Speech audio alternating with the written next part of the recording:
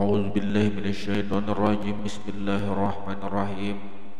نحمده ونستعينه ونستغفره ونعوذ بالله من شرور أنفسنا ومن سيئات أعمالنا.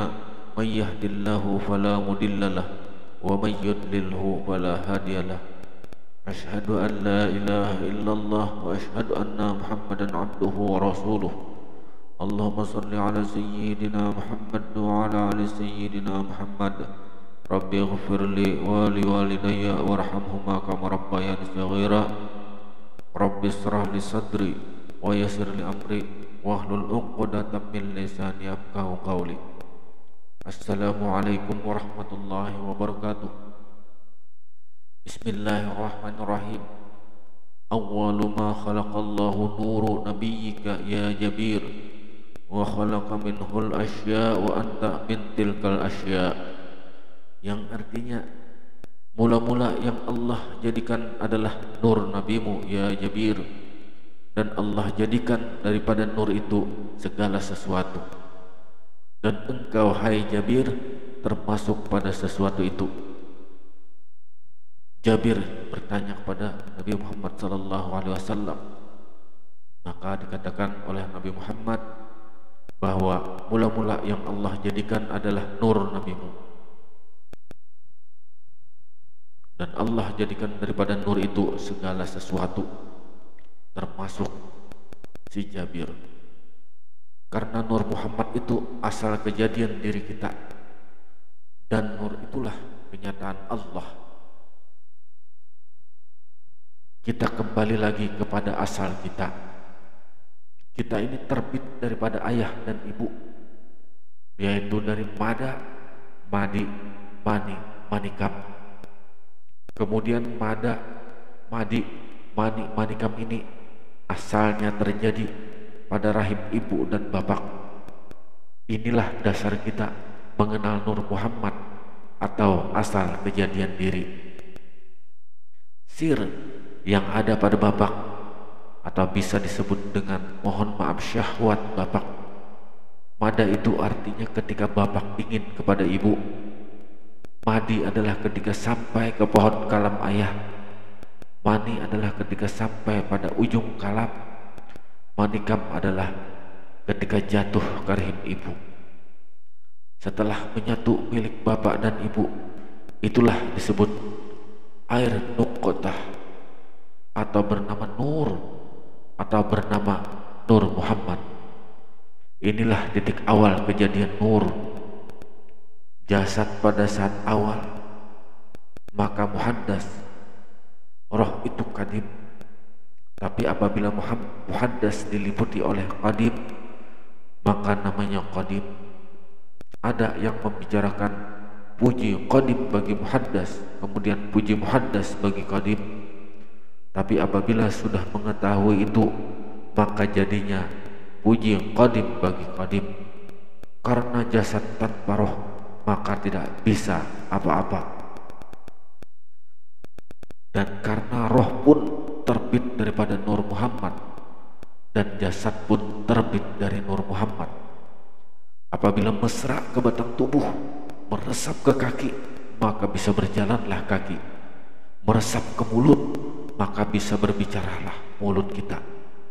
Meresap ke mata, maka melihatlah mata kita. Kita kembali lagi, tatkala menetes ke rahim ibu, dinamakan manikam. Ketika menyatu dari ayah dan ibu, dinamakan nuqtah atau air nuqtah menurut syariatnya. Tapi menurut hakikatnya, itu adalah air Nur Muhammad. Itulah asal terbit Nur Muhammad di batang tubuh kita. Pada hadis Nabi tadi, Nabi terbit daripada zatnya Allah. Nur Muhammad pun terbit daripada zatnya Allah. Semesta alam pun daripada Nur Muhammad. Jadi pandangan kita sehari-hari, apa yang kita lihat adalah Nur Muhammad. Dalam rahasia, tidak perlu kita katakan lagi, cukup kita tahu. Karena dalam hadis qudsi yang artinya Allah bersumpah atas nama zatnya, tidak akan masuk neraka orang yang mengaku dirinya Ahmad atau Muhammad. Tapi kalau sudah belajar ilmu Nur Muhammad, syariat Nabi Muhammad tetap kita jalankan. Perintah sholat, perintah puasa, zakat, dan lain-lain. Karena kata Rasulullah, syariat tanpa hakikat maka batal, dan hakikat tanpa syariat pun juga batal. Harus kita jalankan keduanya, syariat dan hakikat.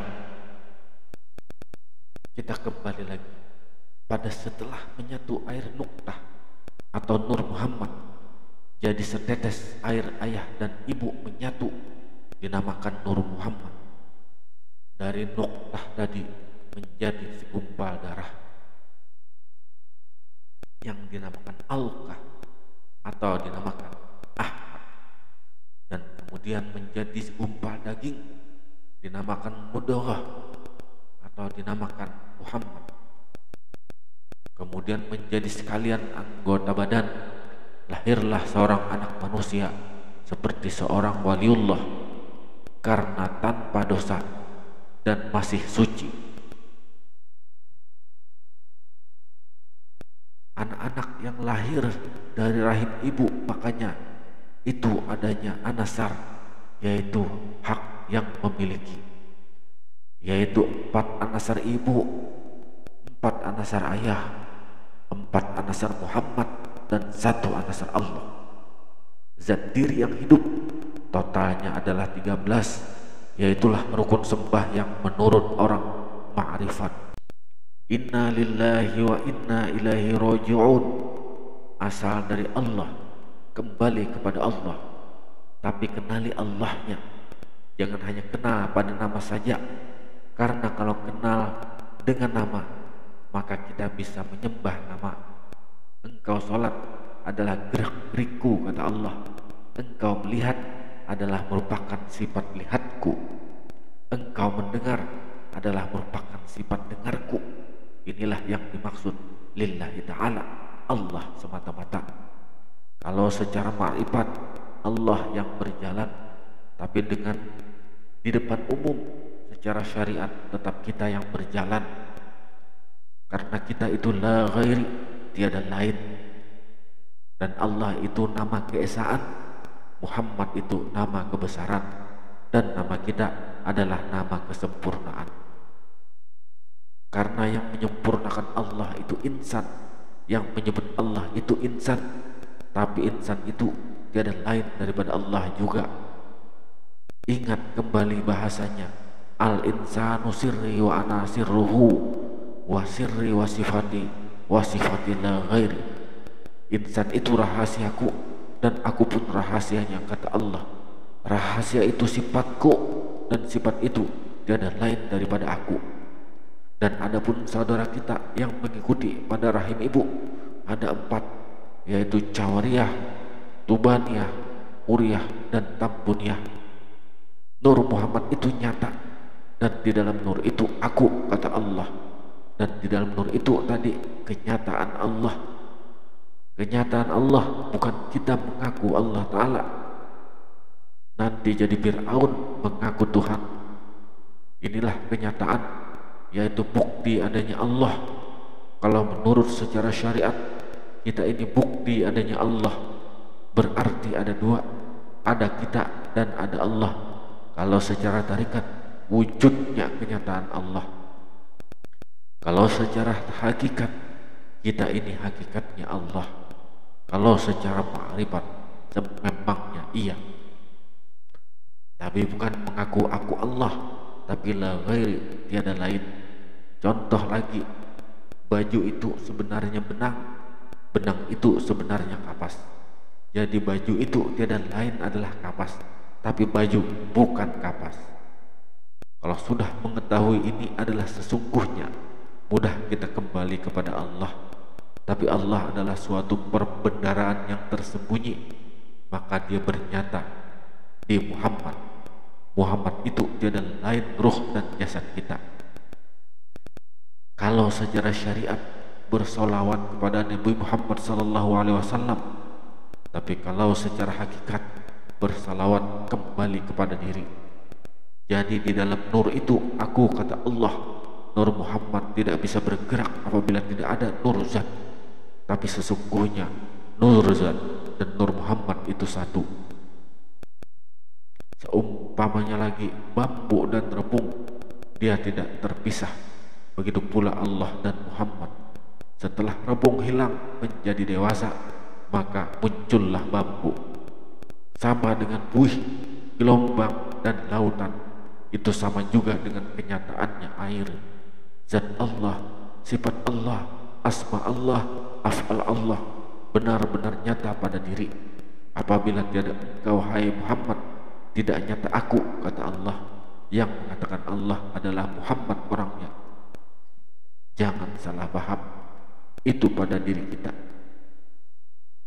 Laqad ja'akum rasulun min anfusikum azizun 'alaihi ma 'anittum harisun 'alaikum bil mu'minina raufur rahim. Sungguh telah datang kepadamu seorang rasul dari kaummu sendiri, berat terasa olehnya penderitaanmu, sangat menginginkan keimanan dan keselamatan bagimu, amat belas kasihan lagi, penyayang terhadap orang-orang mukmin.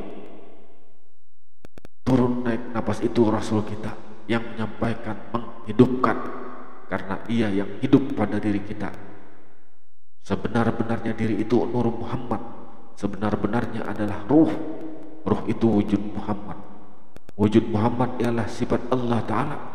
Sifat Allah Ta'ala adalah zat Allah Ta'ala. Zat Allah Ta'ala adalah diri kita yang kenal dengan ruh dan jasad. Tapi kalau belum kenal, tidak bisa dan tidak ada pengakuan. Kata Allah, dosa bagaimanapun besarnya aku ampuni kecuali syirik kepadaku. Perhentian para ulama yang mendapat rahmat Allah sampai nur saja. Kita hanya sampai pada nur. Kalau tinggi daripada nur, itu sudah zat Allah Ta'ala. Artinya kita sampai pada nur adalah engkau menghabiskan pandangan akuan diri kamu hingga sampai pada nur saja. Kita menghabiskan pandangan kita, tiada lagi selain nur. Maka setelah itu yang ada rahasiaku untuk kamu, kata Allah. Kepada nur yang punya nur. Nur itulah la ghairi, itulah diri Muhammad yang nyata pada diri kita. Dan yang hidup pada diri kita itu nur. Nur itulah perjalanan para anbiya dan waliullah. Pada nur, pandang olehmu pada nur, atau pandang pada yang nyata. Artinya engkau tiada lagi, maka yang ada zatku, kata Allah. Manakah zat Allah? Yaitu pada ruh. Sifatku, kata Allah. Allah ingin bernyata. Lihat pada diri kita, kuasa pada dirimu, itu sifat kudratku, kata Allah. Kehendak pada dirimu, itu sifat iradatku. Yang tahu pada dirimu, itu sifat ilmuku.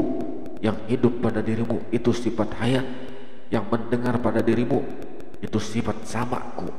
Yang melihat pada dirimu, itu sifat basarku. Yang berkata-kata pada dirimu, itu sifat kalamku, kata Allah. Asmaku itu yaitu asma insan. Apabila kita memanggil teman-teman kita, misalnya contohnya bernama Musa, maka otomatis sifat Allah ikut semua, karena Allah bertajalli kepada nama Musa itu. Artinya yang bernama Musa tiada lagi, karena dia nyata zatku, kata Allah. Jadi engkau bertubuh nur, jasad daripada nur, ruh daripada nur. Itulah maksudnya nurun ala nurin. Apabila masuk ke dalam kubur, fana bumi daripada nur, tidak akan tubuh kita terjepit di kubur, karena kita pandangkan bumi terhadap nur. Apabila kita pandangkan kepada nur, dalang menampakkan kekuasaannya pada si wayang. Dalanglah yang menggerakkan si wayang. Wayang tidak bisa bergerak sendiri, sesuai ayat Al-Quran, wa huwa ma'akum aina ma kuntum wallahu bima ta'maluna basir. Dan dia bersama kamu di mana saja kamu berada, dan Allah Maha melihat apa yang kamu kerjakan. Quran surat Al-Hadid ayat 4. Kemudian lagi, wa fi anfusikum afala tubsirun. Aku ada pada dirimu, mengapa kamu sendiri tidak dapat melihat. Surah Az-Zariyat ayat 21. Demikian, terima kasih, mudah-mudahan bermanfaat. Assalamualaikum warahmatullahi wabarakatuh.